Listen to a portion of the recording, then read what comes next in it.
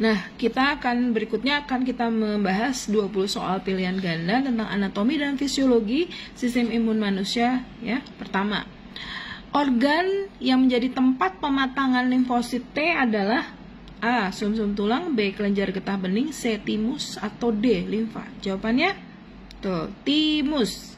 Oke. 2. Sel darah putih yang berperan sebagai fagosit dan menghancurkan patogen adalah A. Limfosit, B. eosinofil, C. neutrofil, atau D. basofil. Jawabannya C. Neutrofil. 3. Antibodi yang diproduksi oleh sel B untuk melawan antigen adalah bagian dari respon imun A. Seluler, B. humoral, C. non-spesifik, atau D. bawaan. Jawabnya humoral. Keempat, organ sistem imun yang menyaring darah dan menghancurkan sel darah merah yang sudah tua adalah A. limfa, B. timus, C. kelenjar getah bening, atau D. sumsum tulang. Jawabannya limfa. Betul. Makanya orang yang biasanya mendapat donor darah seperti penyakit thalassemia itu ada pembesaran limfa. Ya. Oke. Kemudian soal berikutnya adalah nomor 5 adalah sel yang berfungsi untuk mengenali dan membunuh sel yang terinfeksi virus adalah sel yang berfungsi untuk mengenali dan membunuh sel yang diinfeksi oleh virus adalah A. limfosit, B. kemudian B. makrofag, C.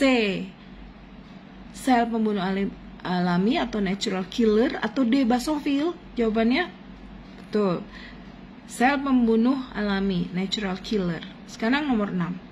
Bagian dari sistem imun yang menjadi garis pertahanan pertama melawan patogen. A. Imunitas adaptif, B. imunitas humoral, C. imunitas bawaan, atau D. imunitas seluler. Jawabannya pertahanan pertama ya melawan patogen adalah imunitas bawaan. Kemudian 7. Protein pelengkap atau komplemen yang berperan dalam A. memproduksi antibodi. Jadi protein pelengkap itu berperan dalam A. memproduksi antibodi, B. menyerang langsung patogen, C. mengaktifkan respon alergi, atau D. mengatur hormon. B. Jawabannya menyerang langsung patogen. Sel B, nomor 8 ya. Sel B yang menghasilkan antibodi adalah bagian dari sel B yang menghasilkan antibodi adalah bagian dari A. imunitas seluler, B. imunitas humoral, C. imunitas bawaan, atau D. sistem endokrin. Jawabannya imunitas humoral. Sekarang 9. Hormon yang berperan dalam pematangan sel limfosit T di timus adalah A. melatonin, B. tiroksin, C. timosin, atau D. adrenalin. Hormon yang berperan dalam pematangan limfosit T di timus adalah timosin. Nomor 10. Sel fagosit yang dapat memakan patogen dan merangsang respon limfosit disebut A. eosinofil, B. basofil, C. makrofag, D. limfosit. Jawabnya C. Betul, makrofag. Kemudian sel yang mampu mengingat infeksi yang pernah terjadi untuk respon lebih cepat adalah A. sel memori, B. sel neutrofil, C.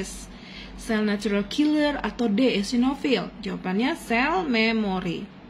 Kemudian sistem imun bawaan nomor 12 ya. Sistem imun bawaan dikenal juga dengan istilah apa? A. imunitas seluler, B. imunitas adaptif, C. imunitas non-spesifik, atau D. imunitas spesifik. Jawabannya non-spesifik. 13. Kelenjar getah bening berfungsi untuk A. menyimpan sel darah merah, B. menyaring limfa dari patogen, C. memproduksi insulin, atau D. menyimpan kalsium. Jawabannya B. menyaring limfa dan dari zat yang patogen ya. Kemudian 14. Komponen berikut ini yang termasuk dalam sistem imun adaptif adalah A. sel natural killer, B. antibody, C. neutrofil, atau D. protein komplement. Jawabnya dalam sistem imun adaptif adalah B. antibody. 15. Sel T sitotoksik berfungsi untuk A. Menghancurkan sel yang terinfeksi, B. Menyimpan antibodi, C. Memproduksi histamin, D. Menangkap antigen. Jawabnya, sel T sitotoksik berfungsi untuk menghancurkan sel yang terinfeksi. A ya jawabannya. 16. Sel yang berperan dalam reaksi alergi. A. Neutrofil, B. eosinofil dan basofil, C. Sel B dan D. Sel T helper. Jawabannya B. Eosinofil dan basofil. 17. Kulit dan mukosa pada saluran pernafasan dan pencernaan berfungsi sebagai A. Penghasil antibodi, B. Penghalang fisik dari patogen, C. Tempat pematangan C. Tempat pematangan sel B, D. Atau D. Penyaringan cairan tubuh. Jawabannya, kulit dan mukosa pada saluran pernafasan dan pencernaan berfungsi sebagai penghalang fisik dari patogen ya.